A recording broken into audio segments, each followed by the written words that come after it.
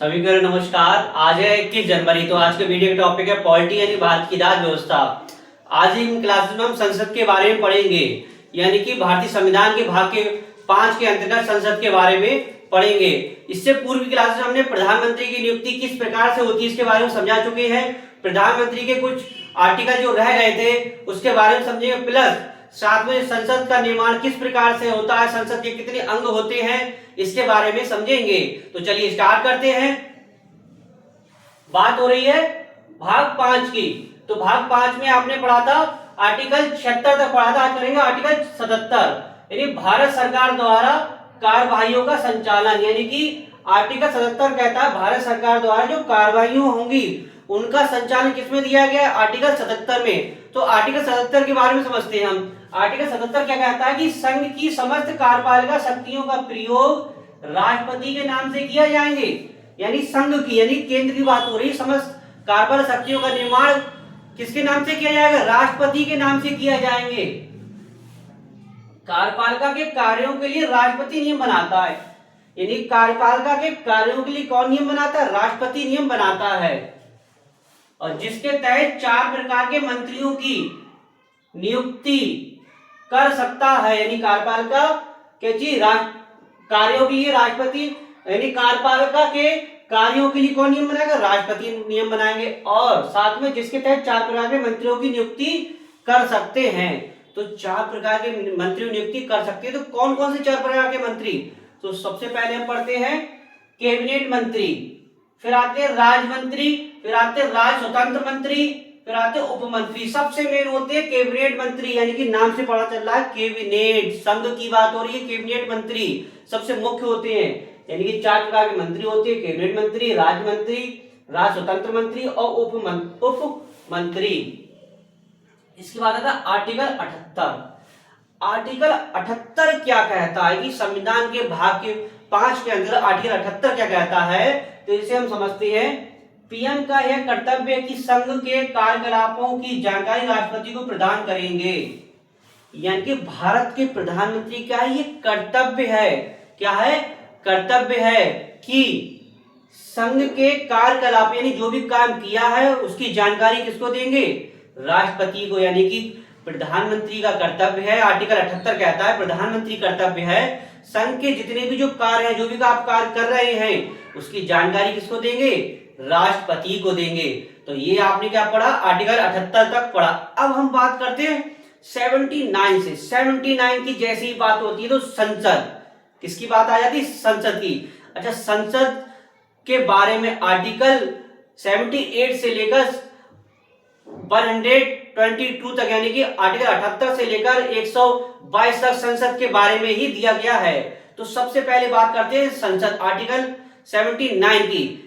Article 79 से लेकर 122 तक किसके, संसद के बारे में दिया गया है। तो हम बात करते हैं संसद की, यानी कि आर्टिकल 79 की। संसद क्या होती है इसके बारे में समझते हैं, यानी कि भारत के संविधान में जो संसद दी है वो क्या होती है। तो इसे हम समझते हैं बहुत ही आसान शब्दों में। सबसे पहले संसद इंग्लिश में बोलते हैं पार्लियामेंट, क्या बोलते हैं, पार्लियामेंट। आर्टिकल 79 से आर्टिकल 122 तक, यानी संसद के बारे में 79 से लेकर आर्टिकल 122 तक यानी 122 तक इसके बारे में बताया, संसद के बारे में बताया गया है। अब संसद का निर्माण 3 अंगों से होता है। कौन कौन से, सबसे पहले होता है लोकसभा से, राज्यसभा से, राष्ट्रपति से। यानी कि संसद का निर्माण किससे मिलकर बना है, लोकसभा, राज्यसभा और राष्ट्रपति से मिलकर।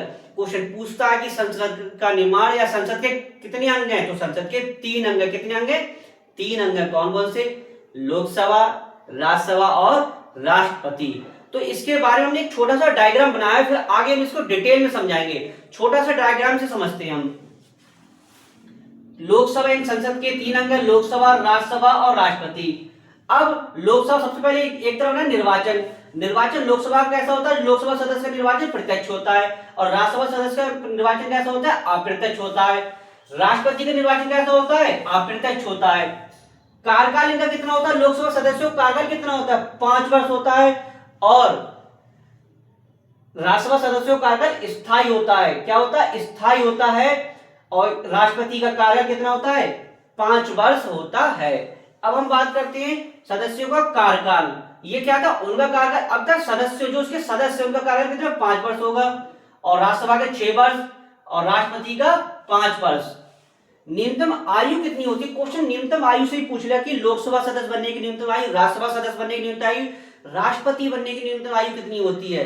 तो लोकसभा सदस्य बनने की न्यूनतम आयु सबसे यंग होती है 25 वर्ष, और राज्यसभा बनने की 30 वर्ष और राष्ट्रपति बनने की 35 वर्ष। अच्छा, स्थायी सदन, राज्यसभा कैसे स्थायी सदन है, इसके सदस्य क्या जी 1/3 सदस्य क्या जी बाहर होते चले जाते हैं।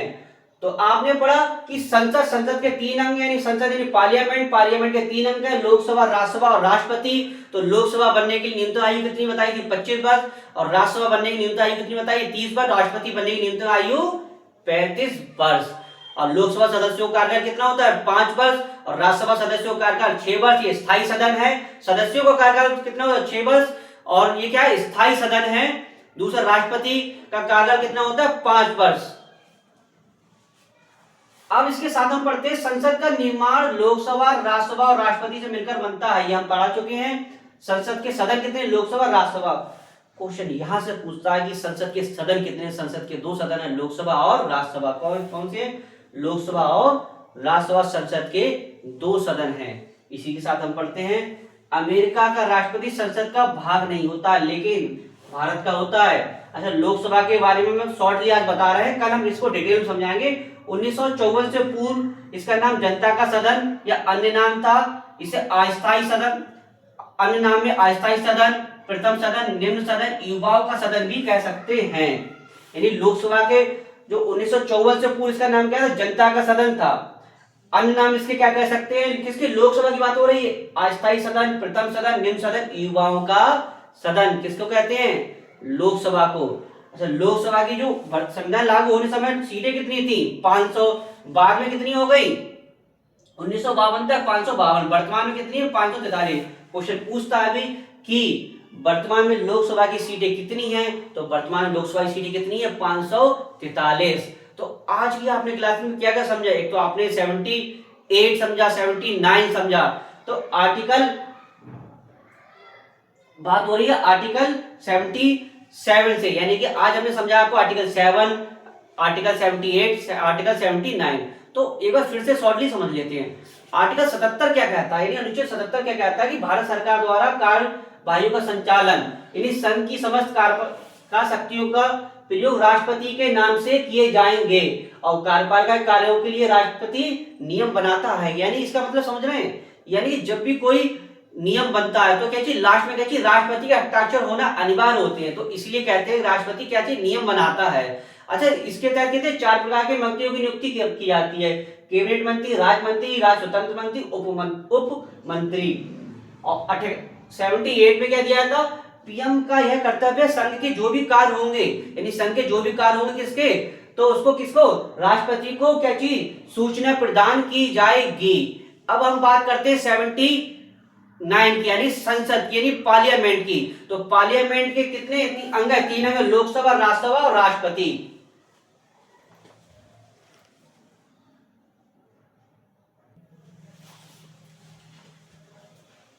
यानी आपने पढ़ा संसद के कितने अंग है, 3 अंग, लोकसभा, राज्यसभा और राष्ट्रपति। लोकसभा लोकसभा का निर्वाचन कैसा होता है, प्रत्यक्ष होता है। राज्यसभा का निर्वाचन कैसा होता है, अप्रत्यक्ष होता है। और राष्ट्रपति का निर्वाचन भी कैसा होता है, अप्रत्यक्ष होता है। लोकसभा बनने की न्यूनतम आयु कितनी वर्ष है 25 वर्ष, और राज्यसभा बनने के लिए 30 वर्ष, और राष्ट्रपति बनने के लिए 35 वर्ष। लोकसभा सदस्यों का कार्यकाल कितना 5 वर्ष होता है, और राज्यसभा सदस्यों का कार्यकाल 6 वर्ष होता है। यह कैसा स्थायी सदन है। और राष्ट्रपति का कार्यकाल कितना होता है, इनका भी 5 वर्ष, यानी कि पद धारण करने की तिथि से कितना 5 वर्ष होता है। दूसरी चीज, संसद का निर्माण लोकसभा, राज्यसभा और राष्ट्रपति से मिलकर होता है। क्वेश्चन सीधे से पूछेगा कि संसद का निर्माण किससे होता है, तो लोकसभा, राज्यसभा और राष्ट्रपति से मिलकर। दूसरा, अमेरिका का राष्ट्रपति संसद का भाग नहीं होता है। अब हम पढ़ते हैं लोकसभा।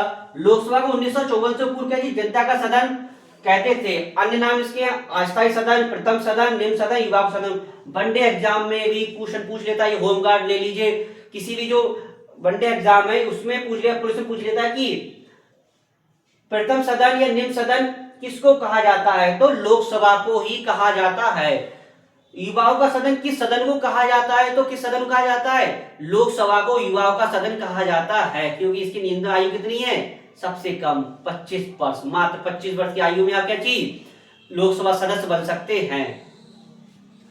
संविधान लागू होने के समय सीटें कितनी थी? 500, जो 1952 तक कितनी हो गई? 552। वर्तमान में कितनी पूछे लोकसभा की वर्तमान सीटें कितनी? तो 573। तो आज की क्लास में आपने संसद के बारे में समझा। तो आशा करता हूं वीडियो आपको अच्छा लगा हो। वीडियो को अधिक से अधिक लाइक कीजिएगा, शेयर कीजिए, कमेंट कीजिएगा। साथ वीडियो समाप्त करते हैं। नेक्स्ट वीडियो नेक्स्ट टॉपिक के साथ मिलेंगे। धन्यवाद।